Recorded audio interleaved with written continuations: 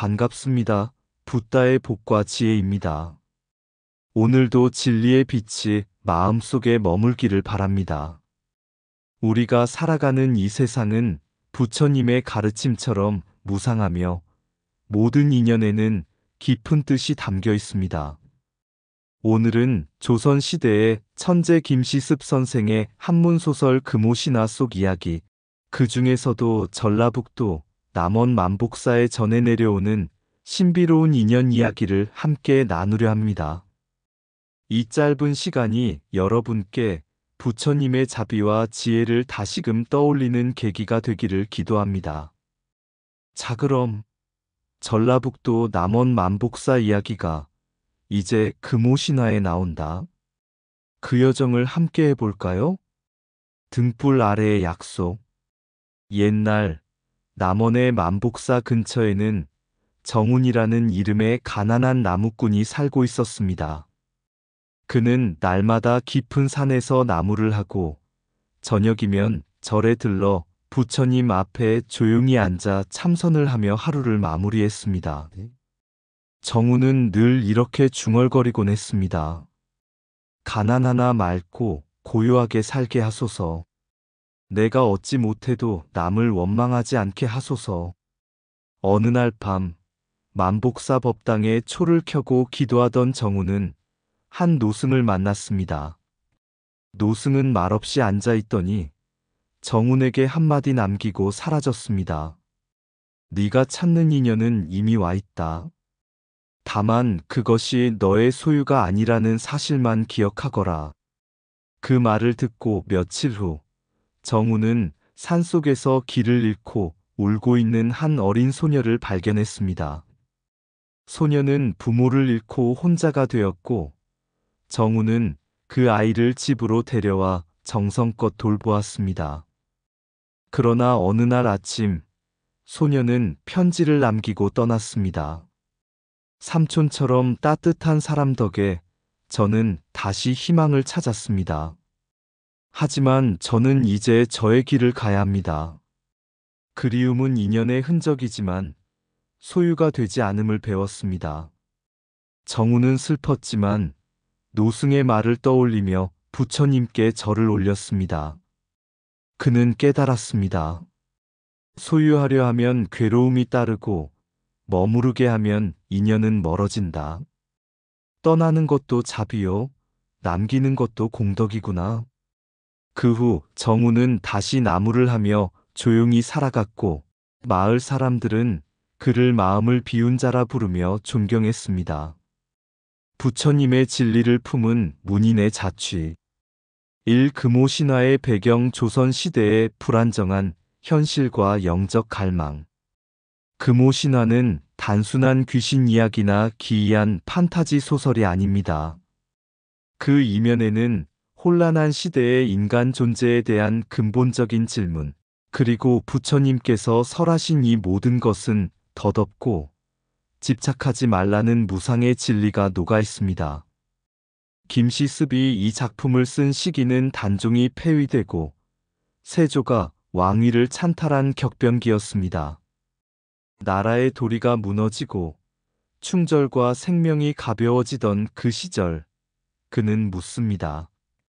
도대체 사람의 삶이란 무엇이며 이 세상은 왜 이토록 허망한가? 이 질문은 부처님의 초전법륜에서 말씀하신 고의 진리, 즉 삶 자체가 괴로움이다라는 근본 교리와 맞닿아 있습니다. 금오신화는 그런 시대의 괴로움 속에서 인연과 업, 윤회, 공을 문학으로 풀어낸 작품입니다. 이 김시습은 누구인가? 설잠 스님, 매월당, 그리고 생육신의 초월적 지식인. 김시습은 본디 매월당이라는 호를 가진 선비였지만 조선의 정치적 혼란 속에서 세속을 떠나 설잠 스님이 되어 산과 절을 떠돌았습니다. 그는 단순히 출가한 문인이 아니었습니다. 부처님의 법에 귀의하면서도 유교의 의리와 도가의 자연을 이해했던 지식의 종합체였습니다. 부처님께서 설하신 것처럼 모든 법은 서로 의지하여 존재한다. 나와 너, 삶과 죽음, 기쁨과 슬픔조차 다 공하여 덧없는 것이다. 김시습은 이러한 진리를 몸소 실천했습니다. 벼슬길을 버리고 세속적 성공을 등지고 맨몸으로 유랑하며 부처님의 가르침을 실천한 선비였습니다. 금오신화 속 모든 이야기는 결국 한 가지를 말합니다. 이 세상은 허상이며 오직 바른 마음이 진실이다. 삼유불도 사상의 교차점에서 본 김시습. 조선시대는 유교가 국가의 근본이었지만 민간에는 여전히 불교와 도교의 사상이 살아있었습니다. 김시습은 이 세 가지 사상의 핵심을 모두 꿰뚫고 있던 인물이었습니다. 유교, 불교, 도교, 충효일이, 공연기운회, 자연무의자연장생불사, 생육신 정신, 금오신화 속 깨달음, 이야기 속 신선과 변화. 그는 삶을 의리로 지키되 세상을 비움으로써 자유로웠고 자연과 더불어 흐르며 부처님의 진리를 이야기했습니다. 김시습이 보여준 부처님의 진리. 김시습이 설잠 스님으로 살아간 삶은 결국 부처님의 가르침인 다음 문장으로 정리됩니다. 모든 것은 인연 따라 생겨나고 인연 따라 사라진다. 그 안에 나라는 고정된 실체는 없다. 그는 그 사실을 알았고 체득했고 문학으로 남겼습니다. 그가 남긴 금오신화는 단순한 소설이 아닌 진리를 문학으로 표현한 경전이라 할 수 있습니다. 덧없음을 깨달을 때 비로소 진실한 것을 보게 된다. 나를 비우면 세상이 들어온다.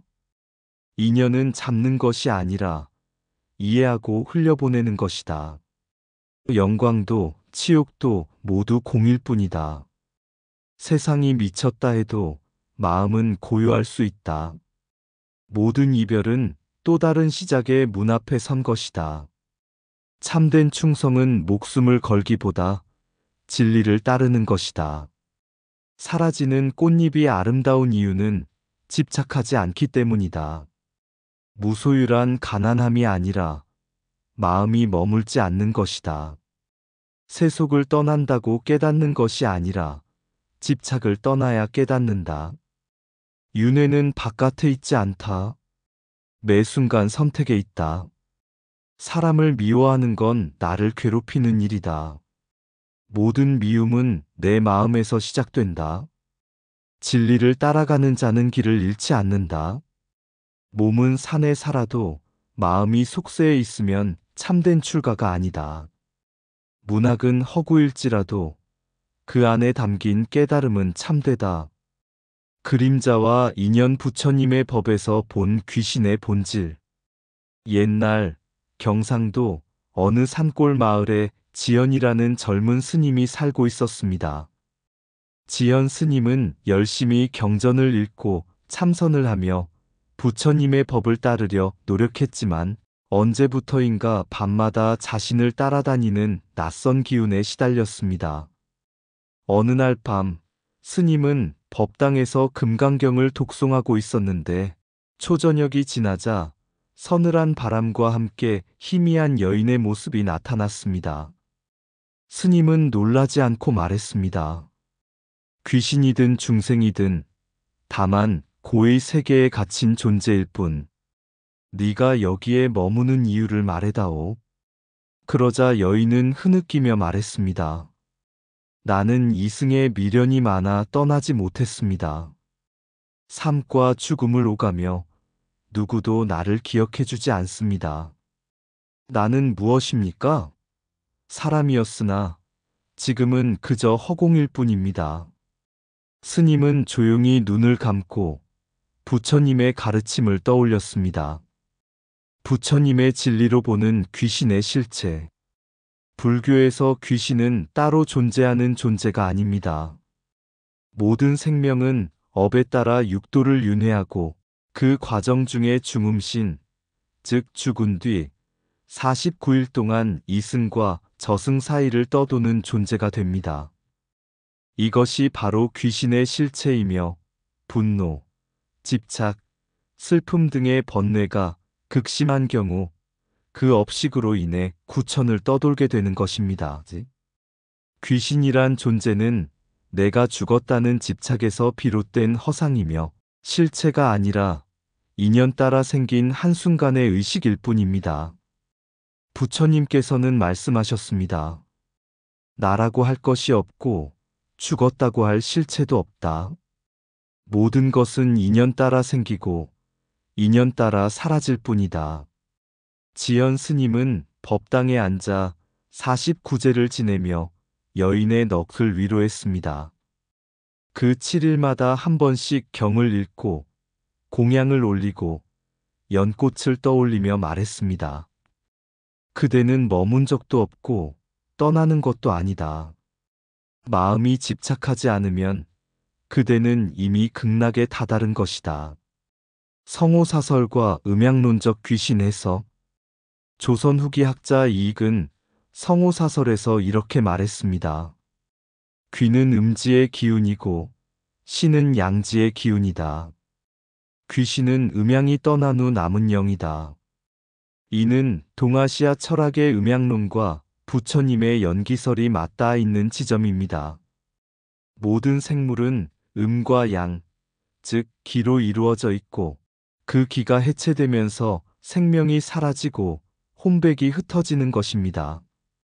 결국 귀신은 존재가 아니라 기억과 인연의 그림자일 뿐입니다.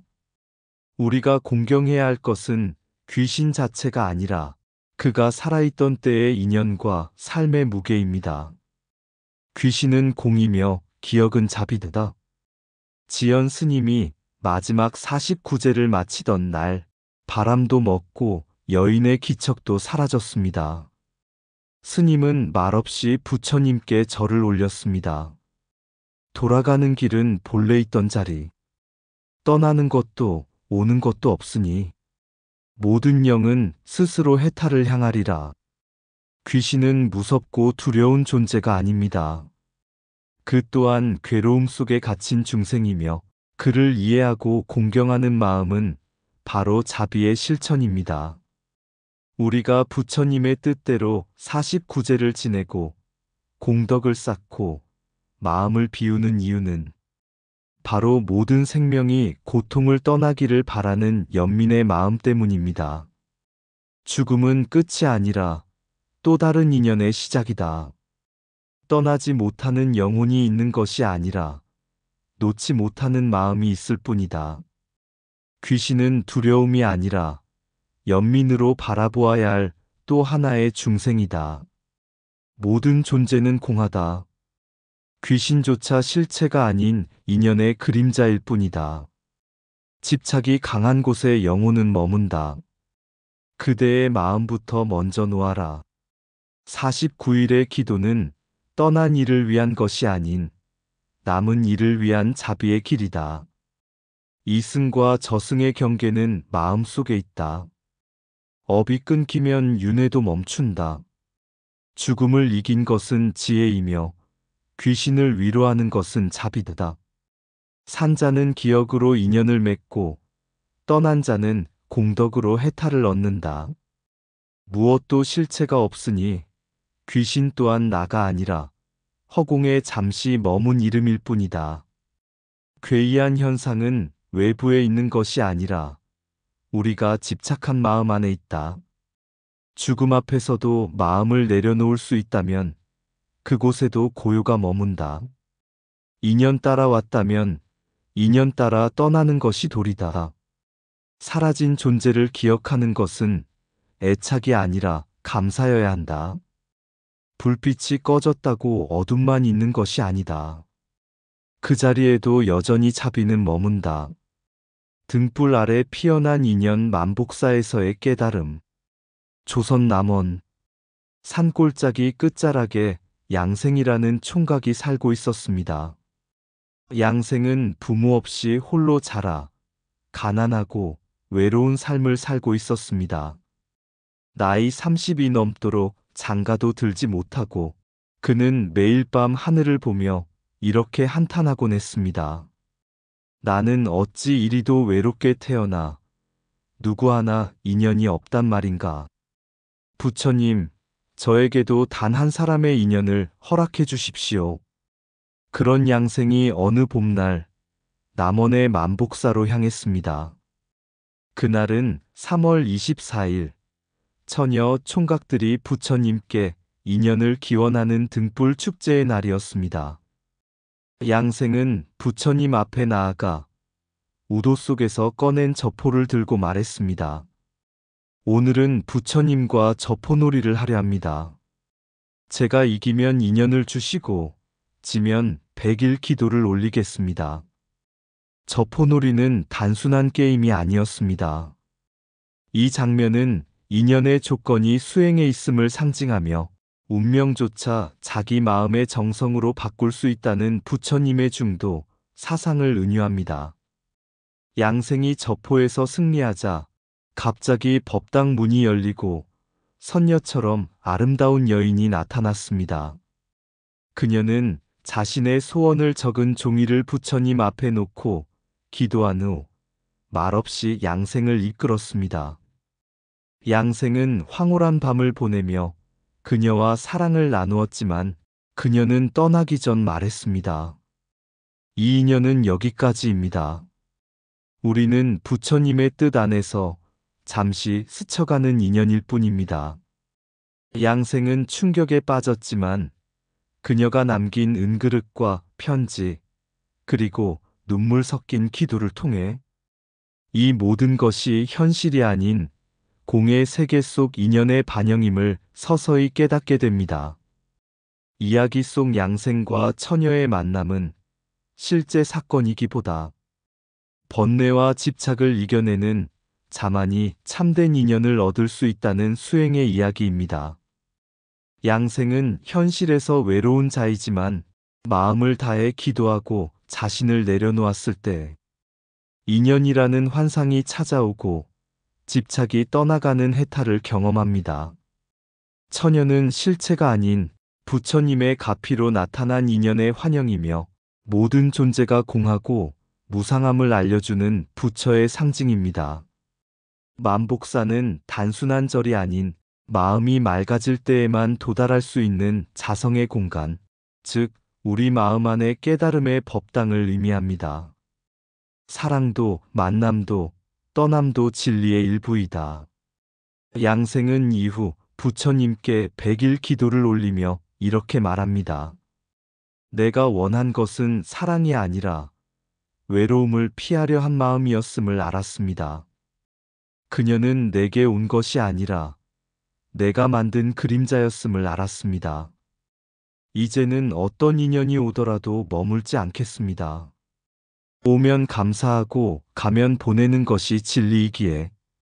불교적 의미, 저포놀이, 중도와 업의 상징, 스스로 만드는 인연, 처녀의 등장, 환영, 무상의 존재, 자비의 시험, 떠남, 무소유와 무집착, 깨달음의 문, 만복사, 내면의 법당, 수행의 공간, 은그릇, 기억이 아니라 공덕의 증표, 사랑조차 공하며 인연조차 머물지 않는다. 삶은 잠깐 피었다지는 등불, 그 안에서 깨어있는 자만이 진리를 본다. 사랑도 머무르지 않으면 고요하다. 인연은 기도에서 오는 것이 아니라 마음을 비울 때 다가온다. 잠시 스쳐간 인연이라 해도 그 속에 진리는 머문다. 저포는 운을 가르지 않고 마음을 비추는 거울이다. 머무름을 바라는 순간 인연은 환상이 된다.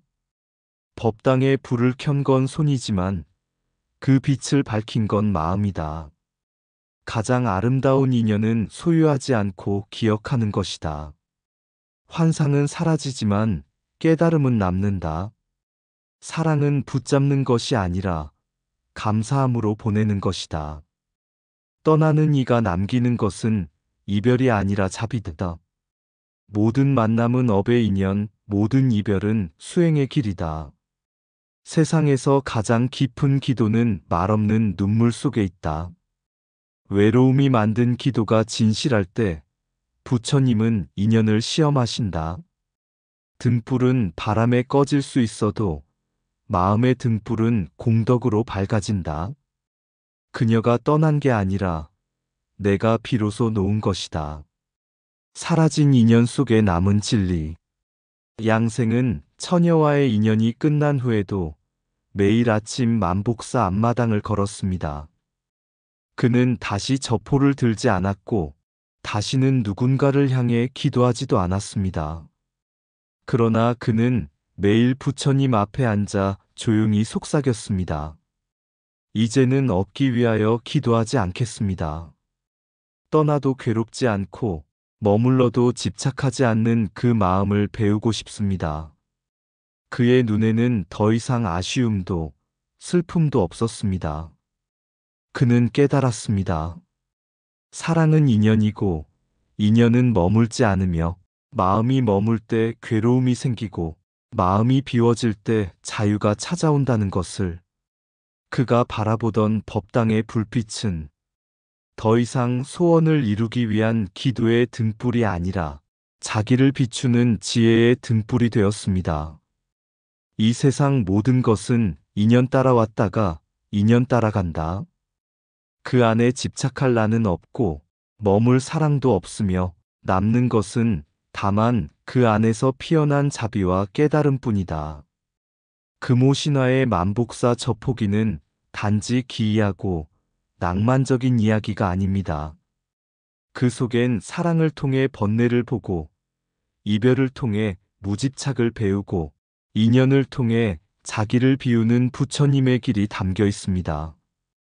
여러분도 인연을 사랑하되 집착하지 않고 이별을 슬퍼하되 원망하지 않으며 스스로를 비우되 허무하지 않은 부처님의 길, 중도의 삶을 살아가시길 기원합니다. 오늘 들려드린 만복사의 이야기처럼 세상 모든 인연은 마음의 거울에 비친 업의 그림자일 수 있습니다. 양생의 이야기 안에서도 우리는 부처님의 자비와 인연의 소중함을 다시금 느낍니다. 삶의 괴로움과 즐거움조차 모두 공하며 이 모든 것이 무위의 길로 향하는 첫걸음임을 기억하시기 바랍니다. 부처님의 가르침이 여러분의 삶 속에 깊은 평안으로 머물기를 기원하며 지금까지 함께 해주셔서 감사합니다. 30회 홀로 피운 외로운 등불. 만복사 돌계단에 눈물 머문다. 고요한 밤, 저포를 띄우며 묻는다.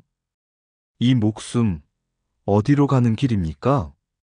법당의 불빛 아래 맺은 그 인연. 선녀의 숨결 같은 약속이 흐르고 보현산 자락 계룡동 그 깊은 곳에서 3일의 꿈처럼 머문 사랑의 그림자. 삶은 물처럼 인연은 안개처럼 잡으려 할수록 사라지는 진리. 그러나 부처님은 말씀하신다. 모든 것은 공, 그리고 무상. 귀신도 슬픔도 사랑도 결국 지나가는 바람일 뿐.